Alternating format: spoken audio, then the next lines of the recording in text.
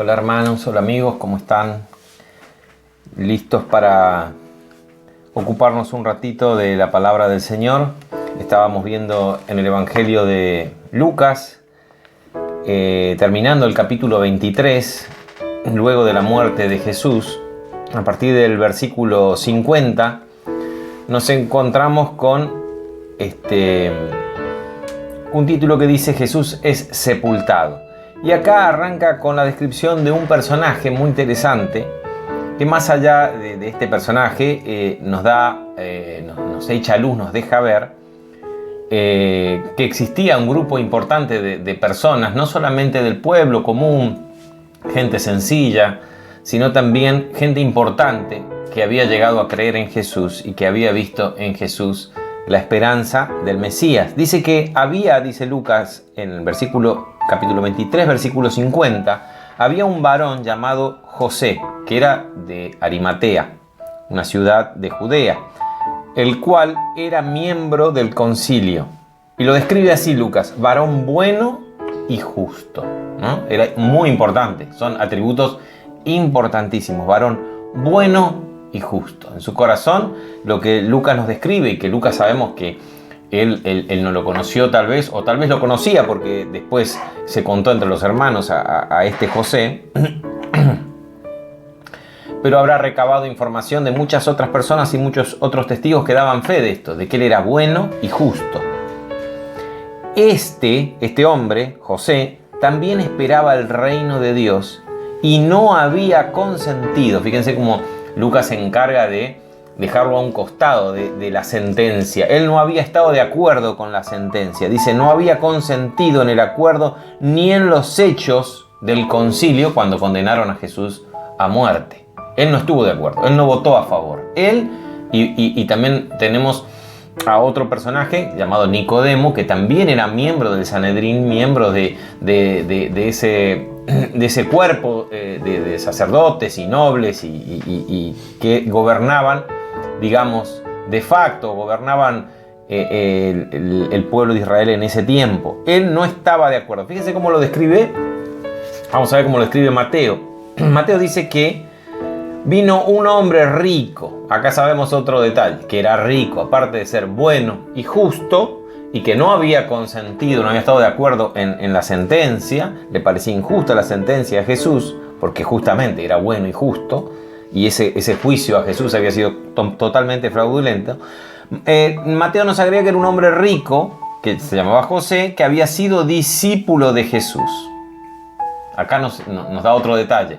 Mateo nos dice que seguía a Jesús. Lo seguía en secreto. Lo vamos a ver en Juan, cuando lo describe, que seguía a Jesús en secreto por miedo a sus colegas, por miedo a sus compañeros que habían dicho que el que se hacía discípulo de Jesús lo expulsaban. Así que él seguía a Jesús en secreto, es decir, creía en Jesús. Fue a Pilato y pidió el cuerpo de Jesús. Vamos a ver cómo lo describe Marcos, el evangelista Marcos. Dice, cuando llegó de la noche, porque era la preparación de la Pascua, es decir, esa noche los judíos iban a celebrar la Pascua. Jesús la había celebrado un día antes. Esa noche se preparaba la Pascua y al otro día era un Shabbat muy solemne, que era el Shabbat de la fiesta justamente de la Pascua, que así se iniciaba la fiesta de los panes sin levaduras, que duraba 7 días, que empezaba el día 15 del mes primero, el mes de Nisán. Dice que José de Arimatea era miembro noble del concilio. Nos agrega otro detalle: era bueno, justo, noble, rico, no había consentido, no había estado de acuerdo con el asesinato y el juicio fraudulento que se le había hecho a Jesús. Dice que esperaba el reino de Dios, lo mismo que nos dice Mateo. Es decir, tenía la esperanza de la venida del Mesías. Eso es la esperanza del reino de Dios, la esperanza de la venida del Mesías. Él fue y pidió el cuerpo de Jesús a Pilato, ¿no? Entonces, nos queda ver solamente cómo lo describe Juan. Juan dice que después de todo esto, José de Arimatea, que era discípulo de Jesús, pero secretamente por miedo de los judíos, rogó a Pilato que le permitiese llevarse el cuerpo de Jesús. Y Pilato se lo concedió. Entonces vino y se llevó el cuerpo de Jesús. Dice también el siguiente versículo, también estoy leyendo Juan, capítulo 19, versículo 39. También Nicodemo, el que antes había visitado a Jesús de noche.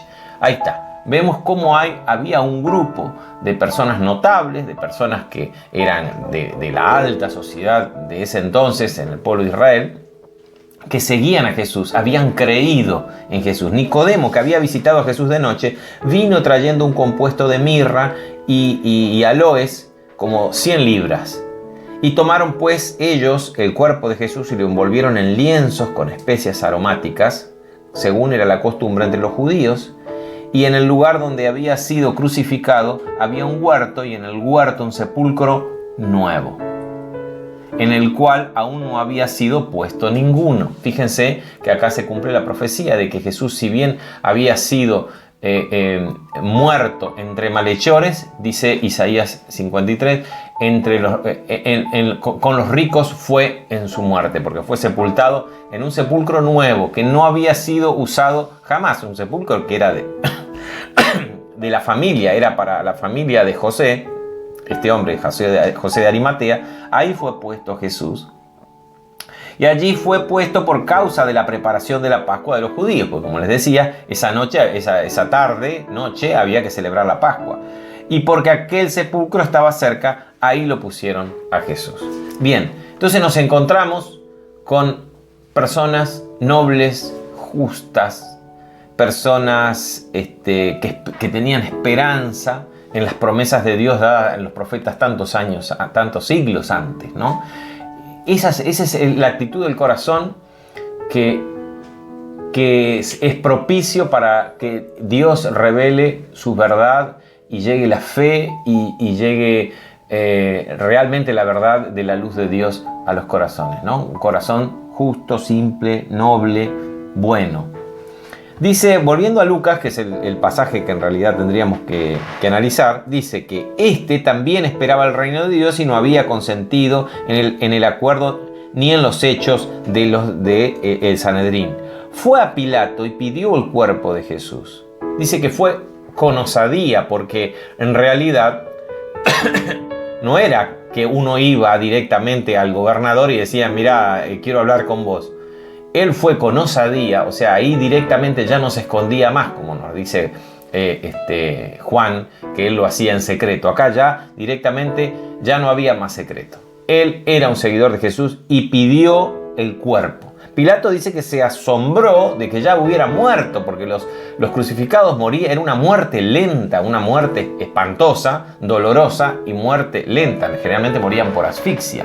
Y normalmente los crucificados quedaban expuestos en la cruz y se lo comían, lo iban comiendo las aves de rapiña. En este caso Jesús ya había ya había muerto. Es más, Pilatos nos cuenta el Evangelio que mandó a los soldados a verificar si había muerto o no, porque le pareció raro. Y fueron allá y le atravesaron el costado con una lanza y nos cuenta el evangelista Juan que salió sangre, el resto de sangre, y salió agua, ¿no? Ese es el relato de Juan. Acá dice que ellos lo bajaron, lo quitaron, lo envolvieron en una sábana y lo pusieron en un sepulcro abierto en una peña, en el cual que aún no había sido puesto nadie. Esto es importante porque Jesús se hubiera contaminado ceremonialmente por el contacto con otro muerto. En este caso, no, Jesús no se contaminó. Era el día de la preparación de la Pascua, y estaba para comenzar el Shabbat, el día de reposo, el gran día de reposo, que era el Shabbat correspondiente a la Pascua. Y las mujeres que habían venido con él desde Galilea siguieron también y vieron al sepulcro, seguían ahí viendo a ver qué pasaba. Observaron cómo José de Arimatea, como Nicodemo, pidieron el cuerpo de Jesús, y después, no habrán estado con él. Evidentemente no se dieron cuenta de que ellos le hicieron el proceso tradicional de envolverlo en una sábana, en un lienzo de lino fino y con especias aromáticas, porque dice que ellas fueron y prepararon especias aromáticas y ungüentos para ungir el cuerpo de Jesús y hacer lo que ya José de Arimatea y Nicodemo habían hecho. Y descansaron el día de reposo conforme al mandamiento, porque al otro día no podían hacer nada. Así que prepararon todos los ungüentos y esperaron, como todo israelita, habrán celebrado la Pascua y habrán cumplido con ese Shabbat, ese día de reposo correspondiente a la fiesta de Pascua. El capítulo 24 nos tocaría empezar entonces. Dice que el primer día de la semana, es decir, domingo, muy de mañana, muy temprano, vinieron al sepulcro estas mujeres trayendo las especias aromáticas que habían preparado y otras mujeres con ellas. Es decir, ellas no sabían que Jesús ya había sido envuelto en lienzo y que había sido ya ungido con estas esencias aromáticas. Ellas venían a hacerlo. Y hallaron removida la piedra. Nos relata Mateo que ellas pensaban, ¿cómo vamos a hacer para remover la piedra? Porque claro, una piedra grande. Habían visto que habían puesto una gran piedra en la entrada de ese sepulcro tallado en la piedra, en la roca. Y hallaron removida la piedra del sepulcro y entrando no encontraron el cuerpo del Señor Jesús. Aconteció que estando ellas perplejas por esto, he aquí se pararon junto a ellas dos varones con vestidos resplandecientes. Y como tuvieron temor y bajaron el rostro a tierra, le dijeron, ¿por qué buscan entre los muertos al que vive? Qué lindo, ¿no? ¿Por qué buscan entre los muertos al que vive? La expectativa de ellas, la mayor esperanza que tenían esa mañana era poder honrar a Jesús con ungüentos, tratando su cuerpo, solo el cuerpo, muerto, con ungüentos. Era la mayor esperanza que tenían. No sabían cómo lo iban a hacer. ¿Cómo vamos a remover la piedra? ¿Qué vamos a hacer? Pero de alguna manera nos vamos a arreglar porque queremos darle el último honor al cuerpo de nuestro Maestro, al cual ellas amaban y querían y habían llegado a creer en Él, ¿no? A veces trabajamos así nosotros, con tan pocas esperanzas, con objetivos tan cortos al lado de la realidad de Dios y la realidad del mundo real, del mundo espiritual, ¿no? Dice que aconteció que estándose, ellas le dijeron, ¿por qué buscan entre los muertos al que vive? ¿Por qué vienen a buscar un muerto si Él ya no está más? ¿Por qué vienen a honrar a un muerto si Él vive? Fíjense qué cambio qué golpe y qué impresión para su psiquis, ¿no? Para su mente. Con una expectativa tan baja venían, porque era lo natural. Así nos pasa, venimos a Dios con expectativas tan bajas, que nos solucione este cosito, que haga esto, que haga aquello. Y Él tiene cosas mucho más elevadas para nosotros. Y a veces nos pregunta, ¿por qué te conformás con esto? ¿Por qué venís a buscar un muerto? A honrar un muerto con tus perfumes, que está bien, era lo hacían de todo corazón, era lo máximo que ellos tenían. Pero Dios les da una sorpresa muchísimo más grande. Él no está aquí, sino que ha resucitado.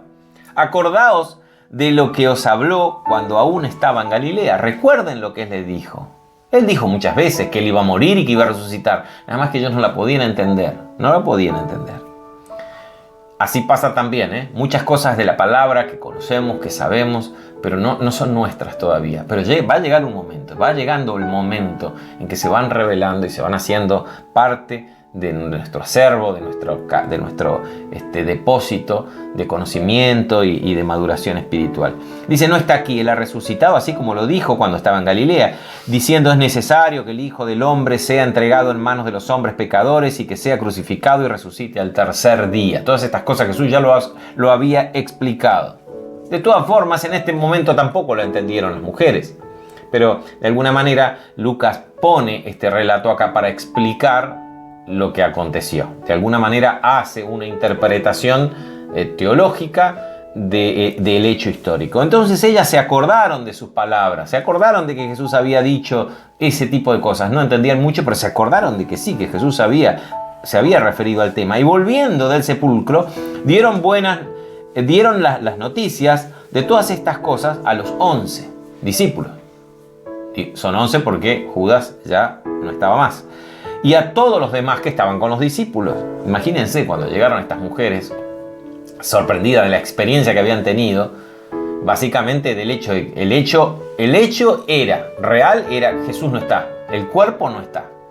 Pero aparte la experiencia personal que habían tenido, la cuentan a estos discípulos que estaban ahí. Y estas mujeres eran María Magdalena, la de la cual Jesús había echado 7 demonios, Juana y María, la madre de Jacobo, de Santiago. Y las demás con ellas, quienes dijeron estas cosas a los apóstoles. Mas los apóstoles les parecía locura las palabras de ella y no la podían creer. Es que era increíble que Jesús resucite. Pero ¿cómo que era increíble? No estaba dicho, Jesús no lo había dicho y repetido, bla, bla, bla. Ahora las mujeres lo confirman. Pero, como vuelvo a repetir, ¿no? Cuántas cosas sabemos de la palabra de Dios y no son realidad de nuestras vidas todavía. Esa es la esperanza, todavía. Ya despacito la palabra de Dios va a ir haciendo mella y va a ir penetrando nuestro corazón y después ya van a ser verdades nuestras. Verdades que ya no tenemos que hacer un esfuerzo para creerlas o para sostenerlas. Son parte de nuestra manera de pensar. Empezamos a pensar como Dios piensa, ¿no? Mas a ellos les parecía una locura y no las podían creer. Pero levantándose Pedro corrió al sepulcro. Dice que el relato de Juan dice que Juan y Pedro corrieron y Juan, como era más joven, corrió más rápido, llegó primero. Pero Pedro entró y cuando miró adentro vio los lienzos solos y se fue a casa maravillándose de lo que había sucedido. Vio que el cuerpo no estaba y que los lienzos estaban solos. Y se fue maravillado. Pero todavía no tenía evidencias Pedro, porque alguien lo podría haber robado al cuerpo, ¿no? Acá tenemos que analizar, y quiero hacerlo rápido en los minutitos que quedan, el significado de la resurrección de Jesús. Que es tremendo, es el hecho histórico más importante en la humanidad y para nosotros como hijos de Dios, como creyentes, es el hecho más importante de nuestra fe. Fíjense lo que dice Pablo en 1 Corintios, capítulo 15. Dice Pablo, y si Cristo no resucitó, vana entonces es nuestra predicación, vana es también vuestra fe. Entonces la resurrección de Jesús hace a la esencia, al fundamento de nuestra fe y de nuestra predicación, dice Pablo. Y somos hallados falsos testigos de Dios, porque hemos testificado de que Cristo resucitó, el cual, si en los muertos no resucitan, Jesús no resucitó, porque estaba argumentando porque había gente en la iglesia de la ciudad de Corinto que decía que los muertos no resucitaban. Entonces dice, si los muertos no resucitan, dice Pablo, Cristo no resucitó. Y si Cristo no resucitó, entonces toda nuestra fe y nuestra predicación es vana y somos testigos falsos porque estamos predicando una mentira. Porque si los muertos no resucitan, Cristo no resucitó.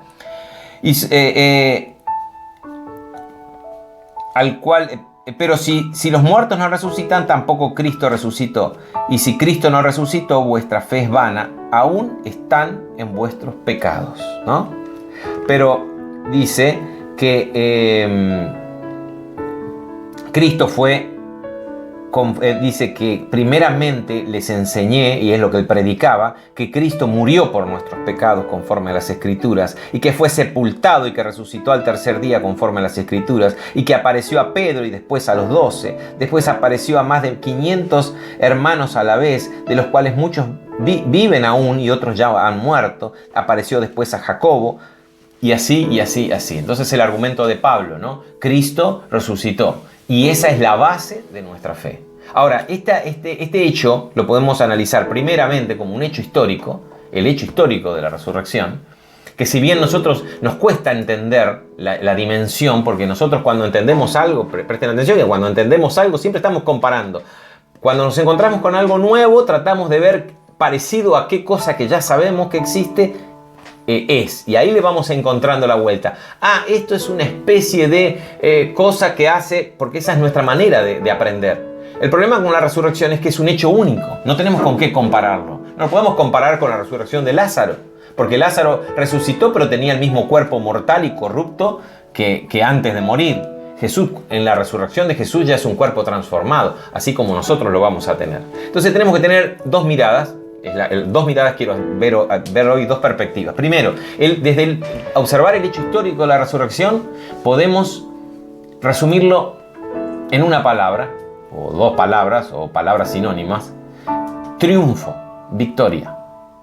Victoria sobre el pecado y victoria sobre la consecuencia del pecado, la paga del pecado, la muerte. Victoria sobre el pecado y sobre la muerte. Es el triunfo de Cristo sobre el pecado, sobre la muerte. Entonces, porque Jesús fue reivindicado, porque Él murió en una cruz. Y dice, la ley de Moisés decía, maldito todo aquel que muere colgado en un madero. Él fue maldito por nosotros. Pero Dios lo resucitó porque su sacrificio agradó a Dios y fue reivindicado. Y fue un triunfo sobre el pecado, porque Él cargó el pecado de todos nosotros, recibió el castigo, pero resucitó. Todo el castigo que cayó sobre Él fue vencido, la muerte que cayó sobre Él fue vencida por el poder que Él tenía, porque era Dios. Y ahora, eso no fue simplemente por un hecho heroico. Yo lo hago y listo, a ver qué fuerte que soy, pude vencer al pecado y a la muerte. Lo hizo por nosotros y para nosotros. Entonces ahí tenemos otra perspectiva y otro punto de vista. Desde el punto de vista nuestro, la resurrección de Jesús se resume en una palabra: esperanza. La resurrección de Jesús es la esperanza de nuestra completa redención. Porque así como Cristo murió y resucitó, así nosotros vamos a resucitar. Fíjense como lo dice Pablo en otra carta a la iglesia que estaba en Tesalónica. Dice: tampoco, hermanos, quiero que ignoren acerca de los que mueren, para que no se entristezcan como los otros que no tienen esperanza. Para nosotros es la esperanza. ¿Saben qué? Es fundamental porque la resurrección nos cambia la perspectiva de la vida presente, porque le baja el valor a los hechos presentes por algo futuro, que es la vida eterna. Nos da a entender que este periodo tan corto de nuestra vida acá en la tierra es fundamental para nosotros, porque de acá depende nuestra eternidad, pero simplemente es pasajero. Lo importante está después. Sin la resurrección, si nosotros no resucitamos y no seguimos viviendo, entonces, como dice Pablo, somos los más dignos de conmiseración y de lástima. Nuestra esperanza radica en la resurrección, porque nosotros vamos a ser resucitados. Nuestros cuerpos van a ser transformados, fíjense. Porque si creemos que Jesús murió y resucitó, así también traerá Dios con Jesús a todos los que murieron en Él, siendo cristianos. Por lo cual os decimos esto en palabra del Señor. Esto es palabra del Señor. Que nosotros que vivimos, los que estén vivos a la hora de que Él regrese en su segunda venida, siempre hablamos de esperanza, ¿no? Los que habremos quedado hasta la segunda venida del Señor, no vamos a preceder a los que murieron. Porque el Señor mismo, con voz de mando, con voz de arcángel y con trompeta de Dios, en la segunda venida del Señor, donde todo ojo le verá, vendrá con poder y gran gloria. Entonces dice que con trompeta de Dios, Él descenderá del cielo y los muertos en Cristo resucitarán primero. Primero los muertos. Luego nosotros, los que vivimos, los que hayamos quedado, los que estén vivos, no sé si nosotros o la generación que esté viva en el momento de la segunda venida, será arrebatada juntamente con ellos y transformada, ¿no? Para recibir al Señor en el aire, y así estaremos siempre con el Señor. Por tanto, aliéntense los unos a otros con estas palabras. La resurrección de Jesús es motivo de esperanza, y esta esperanza es motivo para alentarnos unos a otros, ¿no? Porque esta vida es corta, esta vida tiene sus vaivenes, es complicada, es a veces mala, tiene más momentos malos que buenos. Los momentos buenos el Señor nos da para disfrutar, y los momentos malos es para aprender y para poder sobrellevarlos. Pero nuestra mirada no está acá, nuestra mirada está en la esperanza de la resurrección. Y si Jesús no hubiera resucitado, nosotros no podríamos resucitar, ¿no? Por eso, desde el punto de vista del hecho histórico, es una victoria, es un triunfo. Jesús venció el pecado por el cual nosotros podemos ser libres del pecado hoy y podemos tener salvación y redención y justificación. Para nosotros es motivo de esperanza, ¿no? ¿Qué nos espera en el futuro? ¿Qué pasará? No sé lo que pasará, pero yo sé que con Él me levantaré. Porque yo sé que mi Redentor vive. Lo dice Job, fíjense, esta frase es de Job. Yo sé que mi Redentor vive y con Él me levantaré el día en que Él vuelva. Así que esa es nuestra esperanza. Esa es nuestra... dice, dense ánimos unos a otros con esto, estas palabras, ¿no? Dense ánimo porque, muchachos, vamos a morir de una manera o de otra, vamos a vivir de una manera o de otra, pero el objetivo está allá, y ahí es cuando levantamos la mirada y podemos encontrar la grandeza de Dios. Y para nuestra psiquis, si lo llegamos a entender, porque esto, ¿saben qué? No se entiende por razonar, ¿saben? No se entiende, porque no tenemos cómo comparar, como les decía. Es Él el que lo revela. Si leen 1 Corintios 15, dice, tenemos que nos dice que Él se reveló primero a las mujeres, Él se reveló a los discípulos, a Pedro, Él se reveló a 500, Él revela a quien quiere esto.